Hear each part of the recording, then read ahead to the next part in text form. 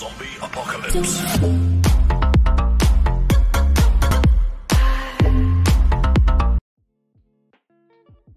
Good afternoon, class. Once again, this is your good afternoon. This is your course facilitator, Sir Kenji Emerenciano, and currently you are taking Educ 9, which is the technology for teaching and learning tool.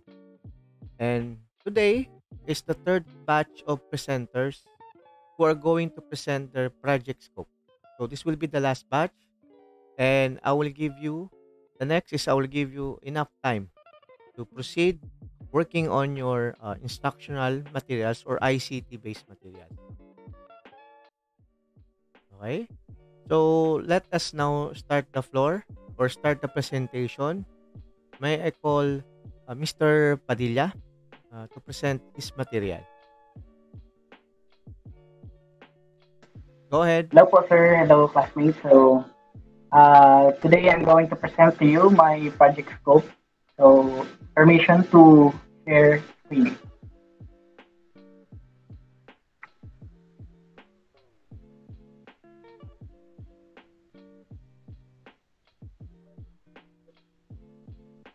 Nakikita na po ba, sir, mga classmates? Okay na po. Okay.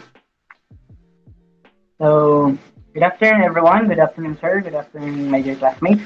So, for this afternoon, I'm going to present to you my project timeline and progress report in planning and designing ICT-based instructional materials.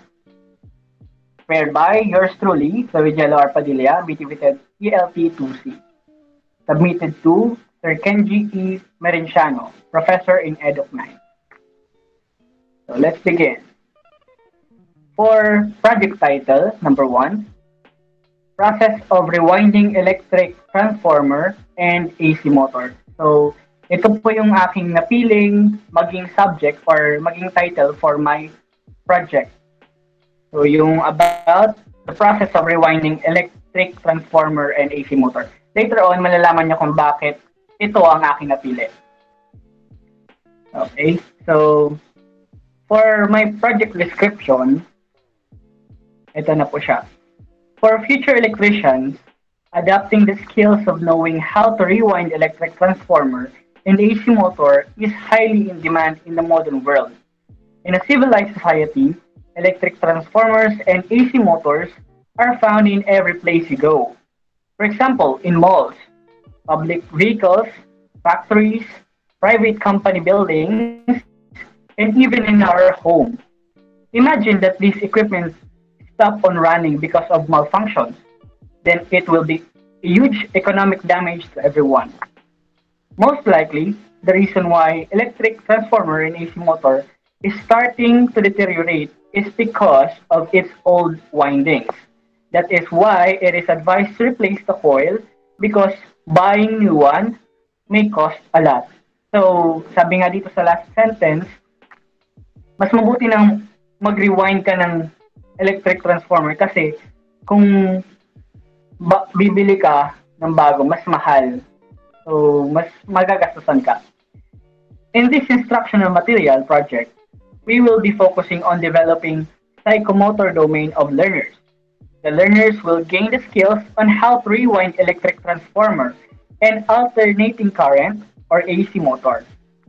In this instructional material project, we will use series of pre-recorded instructional videos wherein the students can subscribe and rewatch anytime or anywhere which is convenient for them. So, dito sa project na aking gagawin ay meron tayong series of pre-recorded instructional video material na ipe-present natin sa ating mga learners, sa ating beneficiary dito sa ating project. Furthermore, this instructional material will focus on discussing what is rewinding, the difference between rewinding electric transformer and AC motor, also the various steps on rewinding transformer and AC motor. Lastly, this instructional material will provide certain tasks for students to perform. Of course, after watching the video, pre-recorded video instructional material, ma-apply natin yung itinuturo natin kapag mayroong task na gagawin ang bawat students or learners na manonood ng aking video. So, doon natin ma-apply yung process of teaching and learning. Okay, let's proceed. For the third topic, which is project objectives. These are the project objectives. In this instructional material project, the objectives are: number one, create an interactive pre-recorded video about how to rewind electric transformer and AC motor. Number two, effectively discuss the importance of rewinding process. Number three, demonstrate the series of steps to be followed in rewinding electric transformer and AC motor. And lastly, to provide certain activities to be performed by students in order to enhance their learning process and develop psychomotor skills. Okay. For the fourth topic or fourth format, the project beneficiaries. Who will be the beneficiaries of this project? The target beneficiaries of this project are the students that are taking the course of electrical technology under BT-WITED program. By the help of this instructional material, they can be able to learn rewinding process and be competent in their field. So, ang magiging beneficiaries po natin ng project na ito ay yung mga estudyante or learners that are taking electrical installation and maintenance. Electrical technology under the program of BT-WITED. So, yun. For the fifth topic, which is project timeline, the Gantt chart. This is my Gantt chart kung paano ko ba siya ginawa during this past few months and days, weeks. So, sa unang month, which is February, nagbigay si Sir ng task na ito, which is nag-post si Sir sa ating Google Classroom na mag-identify tayo ng target beneficiaries. And then kasabay nun yung identification of instructional material to use. So month of February yun, month 1. And for also sa month 1, ang ginawa ko rin ay naghanap ako ng sources of information. Ito ay nangyari noong month 1 until month 2. And then, for development of instructional material, ito ay nangyari noong month 2, which is March, and up to now, April. I'm still developing my instructional material. So, yan po. For the month for evaluation or presentation of progress report, ngayon yon, April, month 3. And for final presentation of instructional materials, month 4, month of May. And lastly, documentation, which will be conducted during and after the presentation of my instructional material.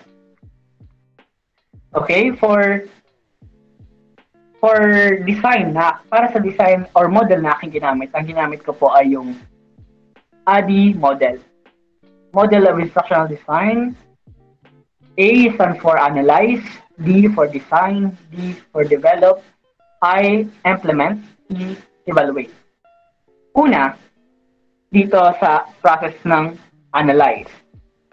First, may makikita kayo dito mga screenshots of messages coming from some of the students of electrical technology under the program of BT-WITED. So, yan. Yung sa features na yan, for the first step, which is analyze, I conduct a simple survey to some students who are taking BT-WITED electrical technology and ask them which topic in their major subject they found difficult to understand. And most of the students that I interviewed answered rewinding. That's why I came up with this topic. So, kaya po ako that came up sa topic nito is because sa result ng aking simple survey doon sa mga estudyante na under motivated PLP. So, yun. Para may foundation tayo at may reference tayo kung bakit natin nagawa itong project na ito. Okay, let's proceed to the second one, the letter D, design. For the second step, design, I gathered data and used all my existing references based on my own outputs and started on designing the flow of instructional material. For picture number 1, ito nakikita nyo po sa ating left side ng screen. Picture number 1 is the detailed lesson plan on rewinding AC or DC transformer. For picture number 2 and 3, which is yung nakikita nyo po sa gitna, yung dalawa, all about rewinding AC DC motor. PowerPoint po siya. And sa last, yung picture number 4 rather, hindi po yung picture 3. Yung picture number 4 is all about rewinding electric transformer. Yun po. And develop. Dito naman tayo sa letter D, develop ulit. For the third step, develop. As of now, I am still in the process of developing my pre-recorded instructional material. As you can see, I have 4 series of videos which tackles about the process of rewinding transformer and AC-DC motor. But I am expecting that I will be done on editing on or before the last week of April. So I think ngayon po yun. Last week of April. Note, I use CapCut application to develop my instructional material. For implementation and evaluation, expected to be done on May. So yun po. Thank you for listening and watching.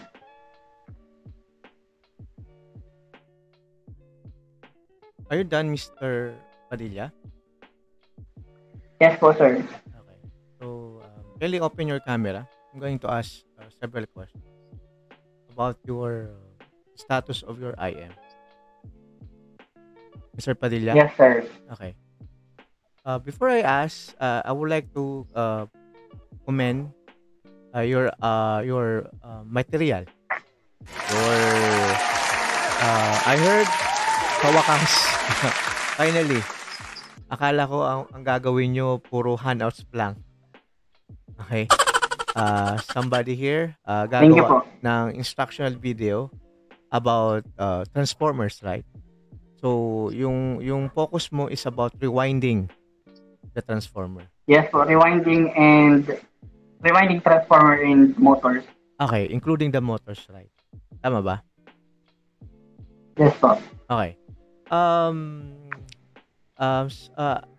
Another observation pa is talagang you follow the project scope. Yung pagkagawa mo ng project scope, thank you po. Detailed siya, and nasundan ko yung flow. Maganda yung presentation mo, and you adapted one of the instructional models, which is the ADI. Okay? So far, Mr. Padilla, ano yung mga experiences mo?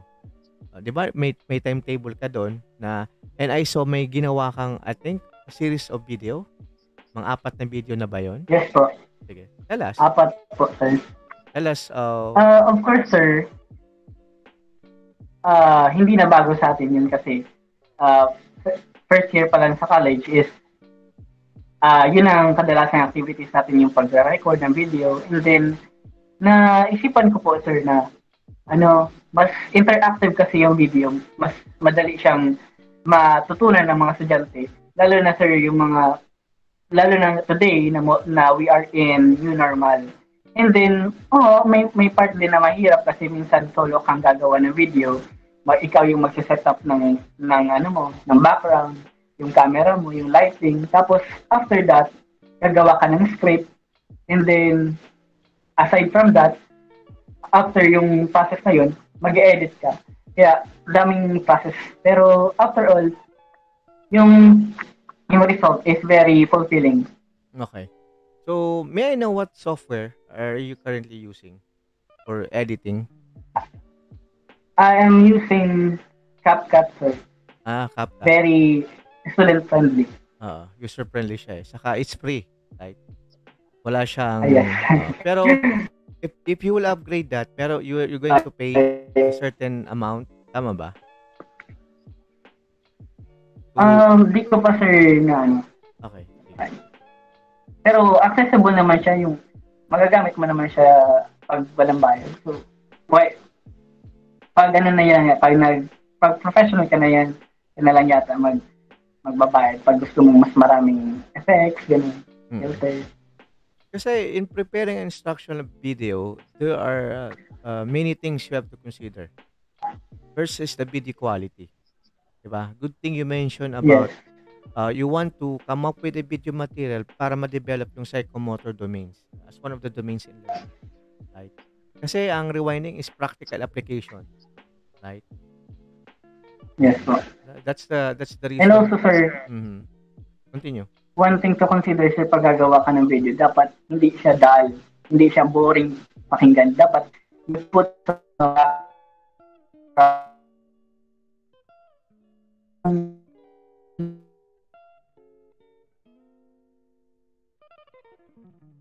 I think you're lost, Mr. Padilla. I didn't capture what you've said. Pero, yeah. Sige, continue. Ayun sir, sabi ko nga po, one thing to consider pag gagawa ka ng instructional video material, dapat hindi dull, I mean. Sige. How about the equipment regarding the audio? Kasi i-consider mo pa yan eh, yung background noise, yung may mga app ka bang ginagamit? Yes sir. Sige. Sa CapCut sir, meron naman sir yung noise Cancellation. reducer. Okay. Sige. Noise reducer, magamit niya. Okay. Thank you, Mr. Padilla, for your output. Okay po sir, thank you very much. Matapos mo yan kasi kaya ka gumawa ng material. Kaya that's why you are taking this course. It's not just for compliance. Maybe in the future, yes, once you start for preparation. Yes, in preparation for practice teaching or experiential learning. That's the term now na ginagamit. So thank you, Mr. Padilla. Okay po sir, thank you very much. Let's proceed to the next presenter. Go ahead po. Please allow me to share my screen po, sir. Sige, go ahead.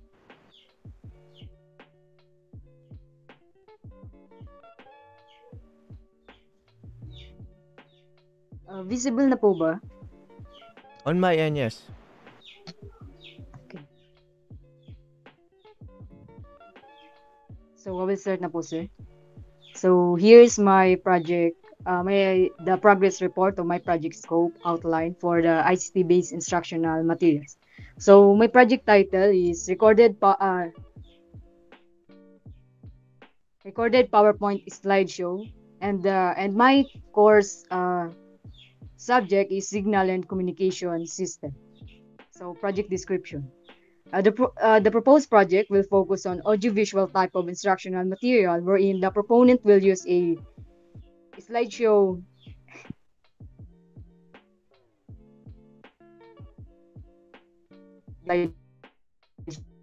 presentation. Di ba po, sir?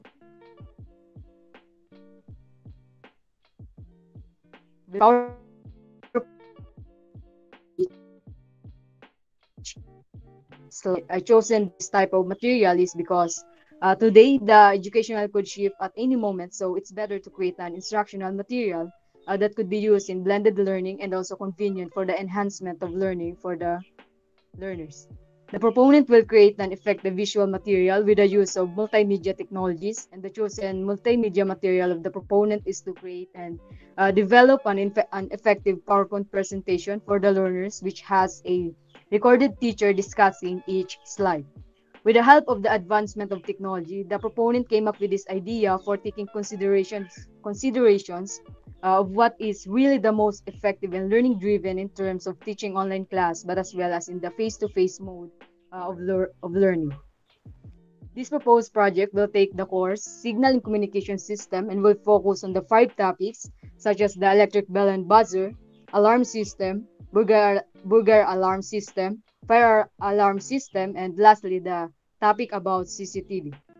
The mission of the proposed project is to help the learners to learn further and deeper about the principles and the importance of signal and communication system.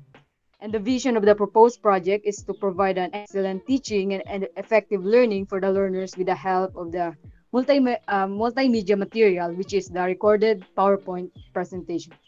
So, objectives. At the end of this project, the learners are expected to learn and integrate the lessons they have learned in the real life situation, to understand and explain basic signals and systems, and have knowledge about the principles and techniques of modern communication. To understand the basic knowledge, necessary information for transmitting and receiving information, to execute the proper wiring diagram of each devices, and to identify knowledge and information regarding electric bells and buzzers, alarm systems, burglar alarm systems, fire alarm and fire detection systems, and about CCTV and its different types, and lastly, to perform all the tasks and activities at the time given by the facilitator. So, project beneficiaries. The target beneficiaries of the proposed project are the grade 12 TVL students that has the specialization in electrical installation and maintenance. So here's my project timeline. For the month of February, we identify what the instruction materials to develop. And on the month of March, and yes, on the month of March, we start the preparation and planning and also the approval of the proposed project. And on the month of April rather, we start the develop the IMs, the testing, and on the month of May, we already the finishing and the evaluation. So, project development process. So, the proponent will be based and guided through the instructional model, which is best in planning and conducting instructions, the Assure model. The proponent analyzed that the target learners will be a grade 12 students and they are almost teenagers. So, they easy to get bored. So, the proponent will ensure that the materials design, methods used are interesting and most likely related to their likes and trends today. The proponent will ensure that the objectives will always be stated at the very beginning of each topic so that the learners will have the awareness and will be guided. The proponent will also ensure that the visual material that she was creating will follow to avoid the five mistakes so that it will really become an effective learning material for the learners. And as of now, the development process of the instructional materials is not yet fully complete. However, the progress is going well. Okay, here is the photo below, one of my developed instructional material. That's all po, sir. Thank you.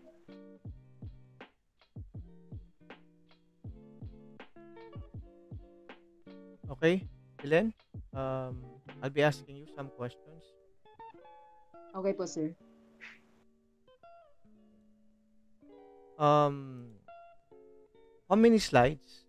By the way, how many topics are you going to make out of your signal and communication system? Five IM. topics po yun, sir. 5 topics. May I know what are the topics?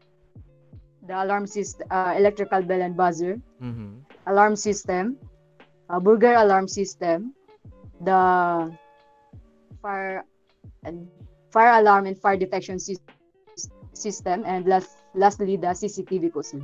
Okay. So, per topic, how many slides did you prepare? Estimate. I think 10 to 15 slides po, sir. Mhm. Will do. So far, what's the development of your PowerPoint? Actually, the term should it's not PowerPoint. Okay, kasi PowerPoint, Slideshow po, sir. yes, slide or slide presentation will consider. Okay, do not use the term PowerPoint because it's a brand coming from Microsoft. Okay, so um, how many um, how many topics have you done? So far, I'm done na po with 2 topics, sir. Okay. Together with, naka-record na din po ng slideshow. Okay. So you use the record narration, right? As one of the Yes po, sir. features in the PowerPoint. What type of microphone did you use? Or something that's embedded in the laptop? Or what do you use? A mobile phone, a laptop? Yung sa laptop lang po, sir. Mhm. Do you have a microphone? Or the heads you use the headset only with a microphone feature? Yung headset po, sir, with my microphone po, feature. Okay. Thank you. Next. Are we done? Next, please. Sir, nakalimutan ko po sir makapag-prepare po sir nung project timeline po. Just present to us. If you will not present, you will not be given credit. As we agreed, you can still remember. Just present your material. Go ahead. Yung learning materials po sir. Yes po. Sige po sir, wait lang po. Time is of the essence. We still have some of your classmates here are not done with the presentation. Go ahead. Nakikita niyo na po sir? Yes. Proceed. So since di po ko nakagawa po nung project progress timeline po since I've been recovered for the 2 weeks sickness po. So this is my project title about the basic electrical tools and equipment and the safety maintenance prepared by the Renia Julie. So in this learning material, I have covered the three topics, which is the three lessons that we will scope by the grade 10 student, which is the lesson 1, which is the electrical tools and equipment, and the second lesson is the electrical supplies and materials, and the third lesson is the safety maintenance. So in this topic that I have chosen is I will do the handout or the like softbound or the hardbound that can be used by the grade 10 students in their learning as their learning materials. So I came up first for the introduction, which is this title what I think is what is this module all about. So in this module is this serve as an information lesson about the basic electrical tools and equipment and the safety maintenance for grade 10 learners. It will compose of some topic about the tools and the uses of in electricity. And by this chance, I developed these learning materials for you to learn the basic about the electrical tools and the levels of your education. It may compose of several activities for enhancing the progress you learn about the lesson in this learning material. Will serve you as that you can see your progress of your learning. In this matter, you can explore more about what you need to know. So this module covers separately in 3 lessons as shown below. Each lesson is directed the attainment of 1 or 2 outcomes. So first lesson that I mentioned a while ago in the table of content, so it is the lesson 1 and 2 and 3.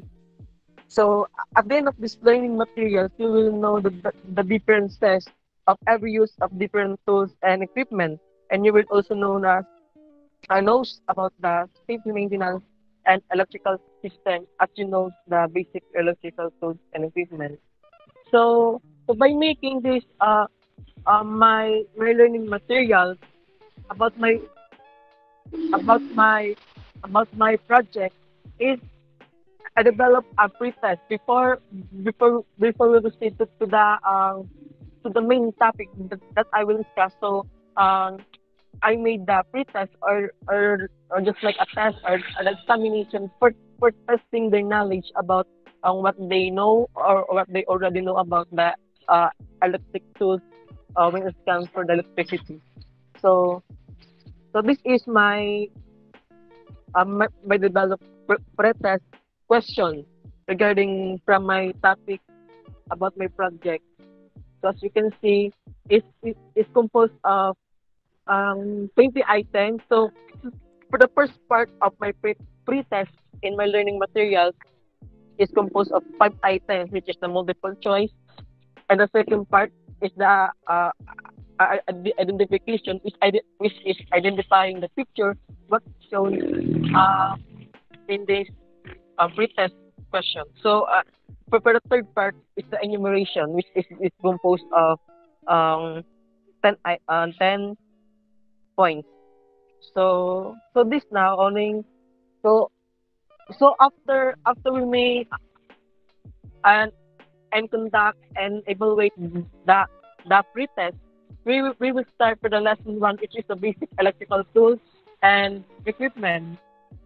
So so so now, and after I introduce to them what our lesson is all about from the lesson one, which is of course I need to explain to them on what this lesson is all about. So I already written about the lesson in this first part that that already here in the learning materials I've made. So this lesson is all about the electrical tools that commonly used by an electrician, and there's some of the equipment that you're not familiarized that you need to familiarize, and to define all the tools, uses, and electricity. So so it is the overview about the electrical equipment and its different use and their components. In electrical, it will explain and define all about the electrical equipment and explain what this lesson is all about. So so so by this part, by this lesson one is I explain about on what this lesson will come up for. So I develop also by every lesson details or in every topic. I uh, I inserted every learning objectives of every lesson I made is first for the first lesson or for the lesson one objectives is used to define what is the definition of the electrical tools and equipment. And for the second objective is to know what are the electrical tools equipment that commonly used by an electrician. So after that, in this whole lesson, uh, I will include all the important definition and all important details that may helpful to be an informative learning material to every grade learners. So this, as you can see, this I divided it into the several type, which is the commonly I didn't I type about more of them is the hand tools that may compose as you can see as you read it this. So there, and by the definition of every tool. So only so I inserted the picture that may know what tools it is, that on to avoid confusing and remind what will that definition I've defined about the tools I pointing out. So this is not completely finished, but um I will planning to add some there an activity before I finish this lesson. So still this is still by means developing the activity sheet. So and then after we evaluate their learning, what they learn about the lesson, is also we will proceed for the lesson two, which is the all the electrical supplies and materials. So same as I did in the lesson one, I learned about the learning. So and in what module the lesson is all about. So I already described this. What will the lesson to is all about? So as you read in the electrical materials, so they have the objective of what will be discussing next. So this. So I made a column or the table that separated the material description and the picture that that they imagine on what the example of the every materials or the electrical supplies they need to know, and they need to be they need to be familiarized. So by this lesson two, this is an advanced learning material for them, because some of the deep ed I search online is they do not have any information about these electrical supplies in the grade 10 module, grade 10 learning materials when it comes from the uh, electrical matter, like from the electrical installation and maintenance. So so I plan to put it this in the lesson two for the advanced uh, for the prepare for the preparing for the next level of their grade, for for for stepping up for the for the next grade, like preparing for the journey in the grade 11 and 12. So they so as they continue um for choosing for the seated course like the AIM. So that's that's the lesson is all about, for the lesson two for the advanced learning materials, that that every some of the school that I search online, that they have none unlike this I I made. So So, are you so done, again, Mr. not yet po, sir. Minya? Not I yet. I have Di ba I have to cut po, sir? you. I have to cut you because we have students pa who are not yet who will also present their Sige po. material. Would that be okay? Would that be okay, Yes, Minya? Okay. But yes po. I commend your confidence in presenting your material, but don't get me wrong, ano, there are things that I would like to clarify from you. At sana mag-guide ka na din. Yes po. Okay. Sorry to say this, ano, Yes po. can you mute your audio muna kasi medyo maingay?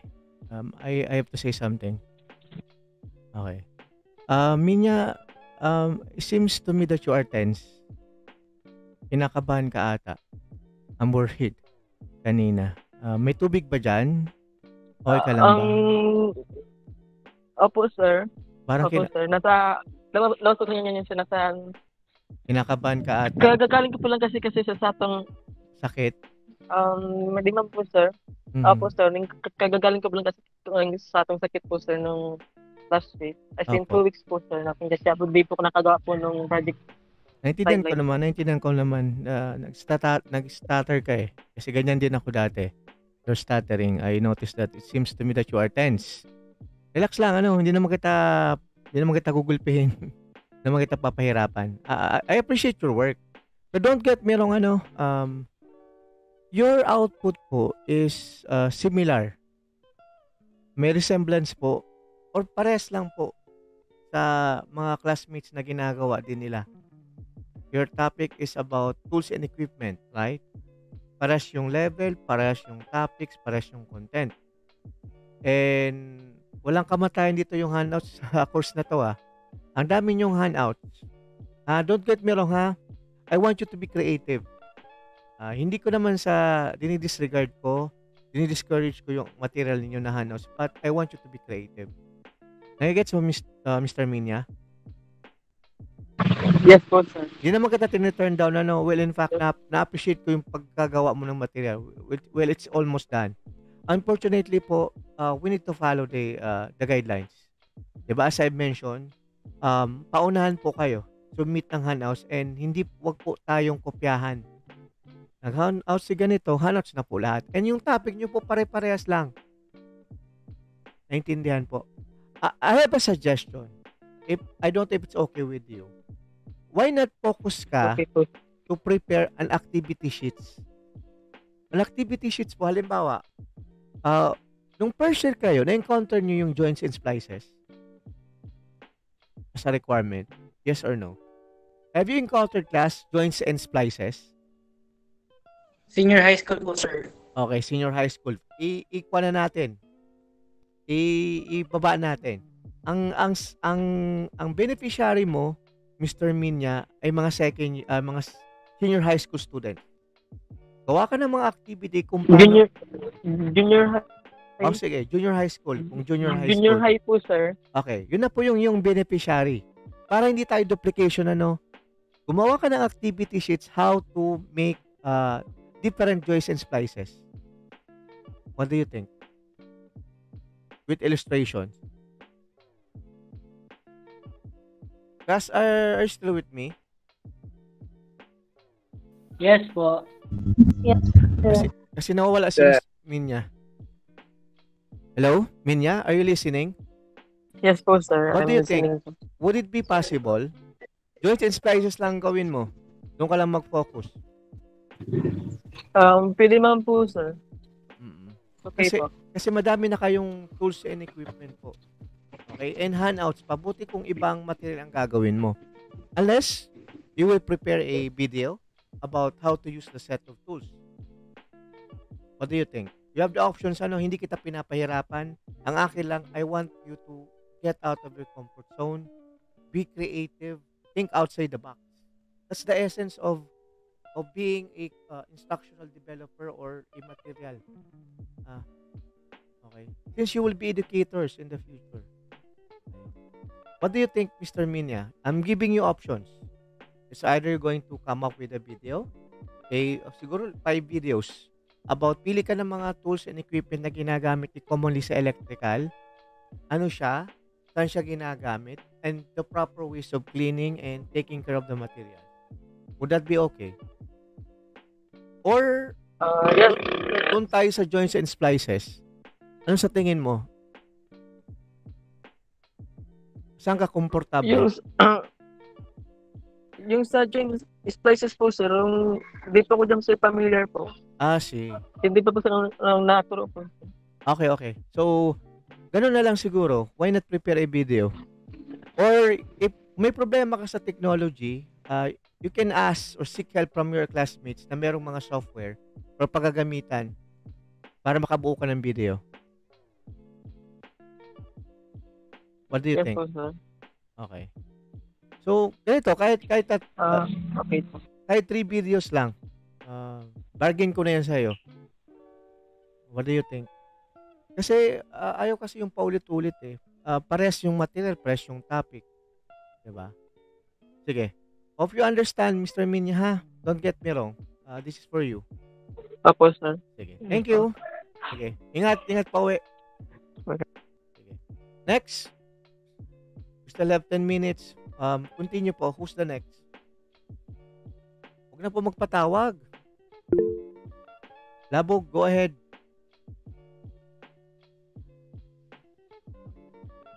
Okay na po, sir. Share ko lang po, sir, yung screen po. Go.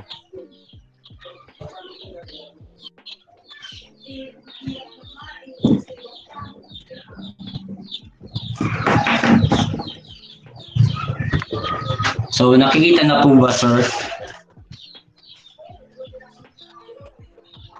Hello, sir. Nakikita na po ba?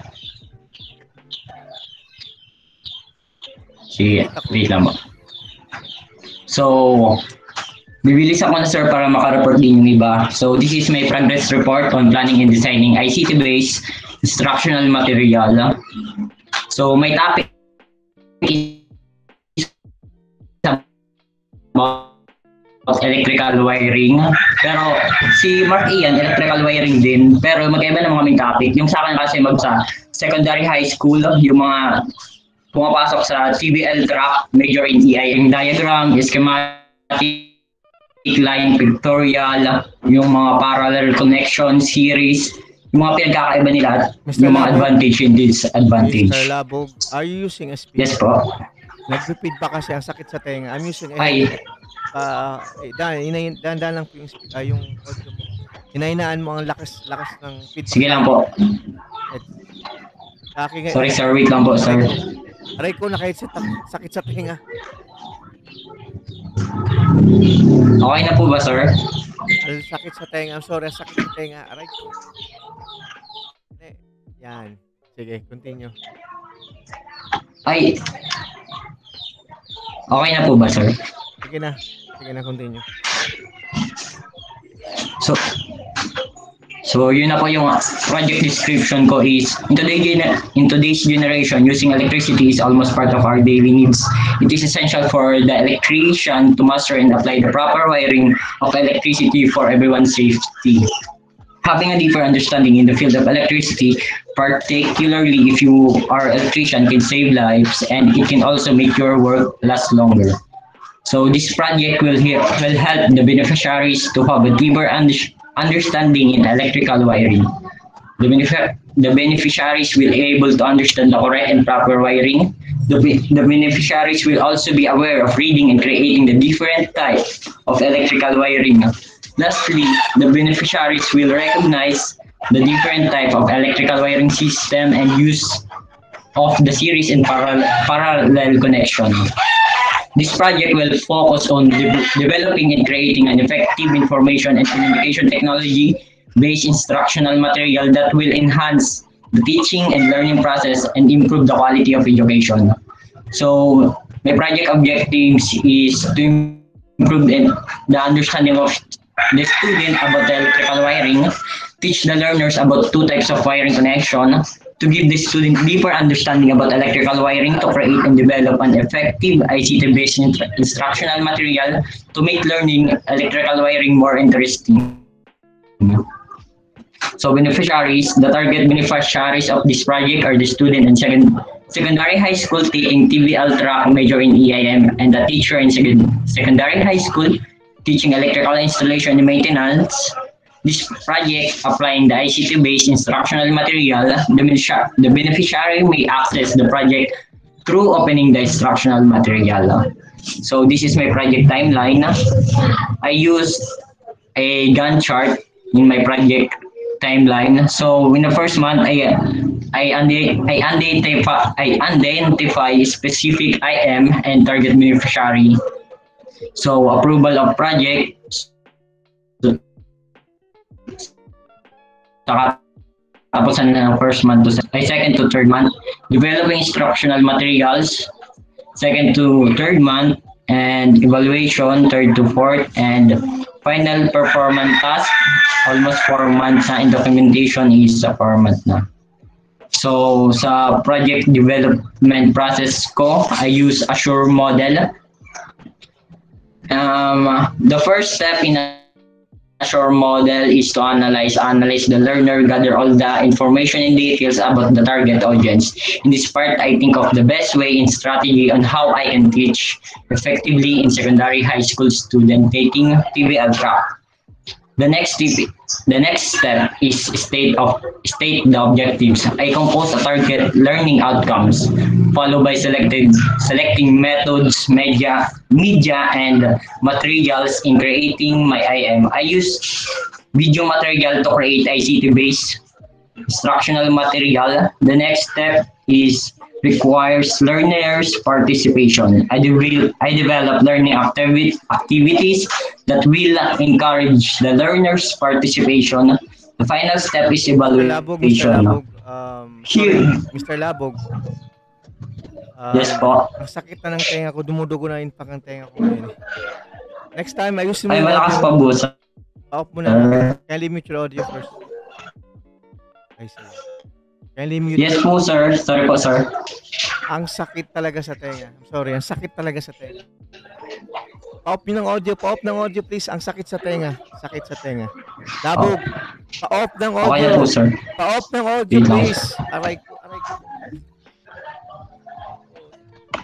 Labog, pa-off po ng audio. Parang awa mo na. Pa-off ng audio. Sakit.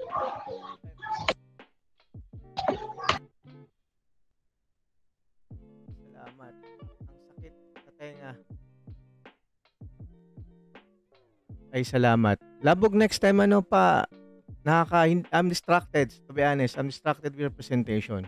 I understand naman, pero sana since presentation po yung ating material, sana paayos po ng audio. Kindly click the raise hand icon if it's okay with you, Mr. Labog. Hello. Class, can you still hear me? Yes po. Yes po, sir. Yes po, sir. Am I right? Medyo malakas yung tunog ni Mr. Labog ng sounds niya. Sa inyo din, on your end? Or ako lang? Naka-headset kasi ako eh. Yes po. Sakit sa tenga talaga, sa totoo lang.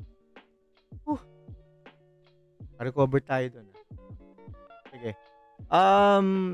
For the last time, sino pa hindi pa nakapag-present? Ako po, sir. Okay. Kaya pa, Mayor, can you present your material? Wait lang po. Try ko po i-present. Sige. Mudugo yung tenga ko. Sakit. Pa-check ng audio natin, before we present our piece or material. Sir, may problema po talaga. Kinakasend? Ayaw talaga mo. Sige, bigyan kita ng chance. Class, can you enlighten me po, I'll give you the names of students who are not able to present their IMs. Pa-verify. Base sa aking record, Balila, Jovic, is this your classmate? Classmate nyo ba to? Ngayon lang po yan ngayon ko lang po narinig na name yan. Ha? Sure kayo? Mr. Hindi Balila? na po, sir. Is he your classmate? Or irregular? Hindi pa po namin Regular yan, po sir. ata. Okay, thank you. So, hindi pa to nakapag-present. Biralde, is she around? Biralde. So, again, if you're watching this video, Biralde, I'll give you another chance to present your material. Calmante. Wala pa si Calmante. Si Denyo. Kasi, correct me if I'm wrong, kasi may isang batch ako, hindi ko pa na-ratean. Yung una atang first batch, kasi pangatlong batch na to eh. Yung second batch na record ko siya. Tama ba? Nakapresent na ba si Denyo Calmante? Or I have to watch the video again? Class, can you still remember? Hindi pa po ata, sir. Sila nakaka-present. Okay. Thank you, listahan ko. Okay. Sino pa? So, again, Balila, Biralde, Calmante, si Denyo, Dado. Si ano pa po ata, si Jeffrey po. Yeah, Lupamya ba? Lupamya? Opo. Istuesta. Kanina si Istuesta andito eh. Nagkaroon ng problema sa internet. Kaya binibigyan ko pa rin ng chance. Okay? Pakisipin nyo, hindi ako considerate ha. Okay? Hindi ako nagagaslighting. I understand we don't have a fair weather right now. Umuulan, alam na natin pag umuulan, apektado yung ating data at ang ating internet provider. On my end, sa totoo lang, nawawala din ako sa connection ngayon. Okay? Si Logroño. Is this your classmate, Logroño? Hindi ko siya... Yes po?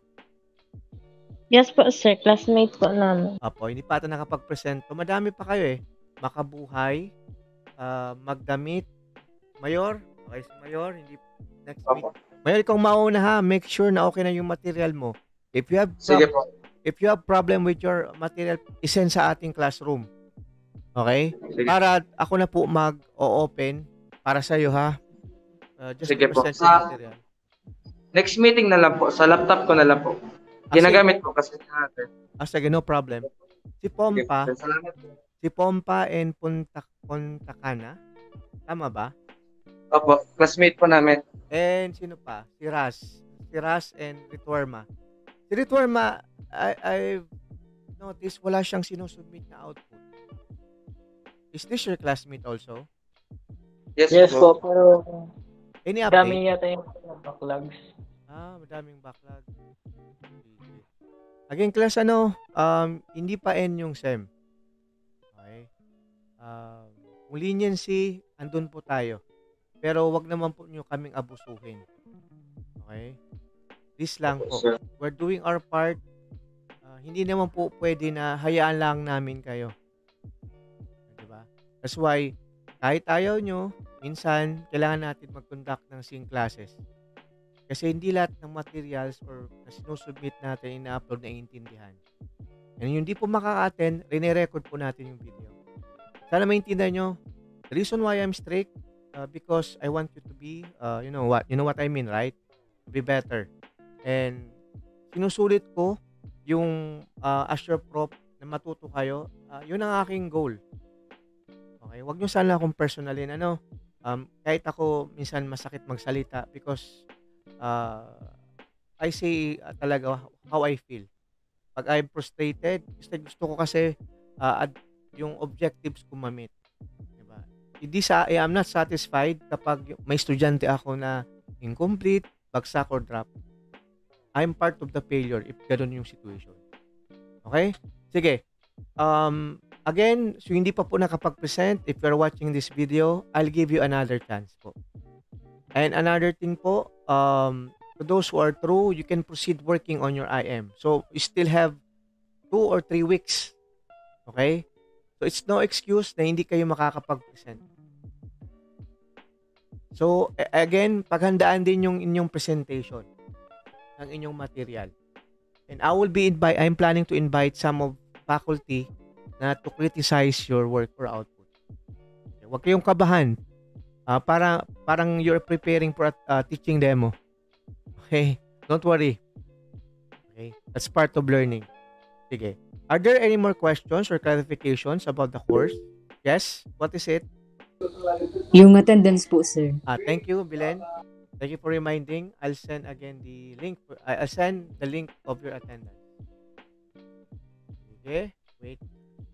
Ano pa po? May tanong pa po ba tayo? Clarification? Sir, regarding po sir sa Yes. sa final exam, yan na po ang final exam namin. Bakit? Gusto mo dagdagan pa ng exam? Wag na sir. Joke lang. Di ba sabi ko sa inyo, yung presentation nyo katumbas yan, midterm and final. Ay, midterm requirement and final requirement. At the same time, final exam. Saan ka pa? Di ba? Tatlo ang pag-igihan nyo, pagbutin. Kaya hinihigpitan ko kayo Kasi tatlo ang mapapakinabangan nyo dito. 2 midterm and final requirement, and then final exam. Box ba? Sige.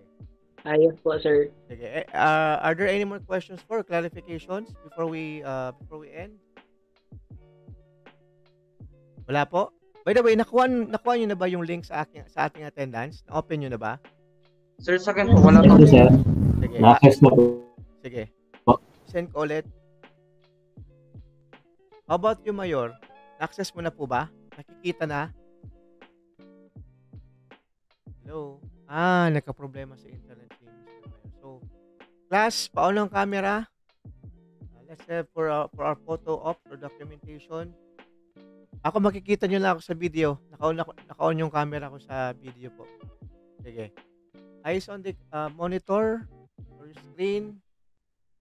Okay. Minya ha. Overcome mo yan na confident yung kwan mo nag-stutter ka kanina. Pag teaching demo mo, Yes po, sir. marami ka pang pagdadaanan. Dadaan ka ng teaching demo, saka mag-experiential learning ka. So, learn to boost your confidence. Sige. Eyes on the screen. 1, 2, 3. Okay. Thank you, class. Thanks for your time.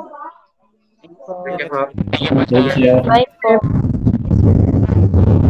Thank you po, sir. Thank you, sir. Sige. So again, I'm giving you another chance for those students who weren't able to present their project scope. This is an important part of the subject. Learn how to prepare a progress or development of your materials that you're working on. So if you have concerns or clarifications or queries, feel free to message me, and my contacts are there below. Thanks for your time, and see you next meeting. Zombie apocalypse.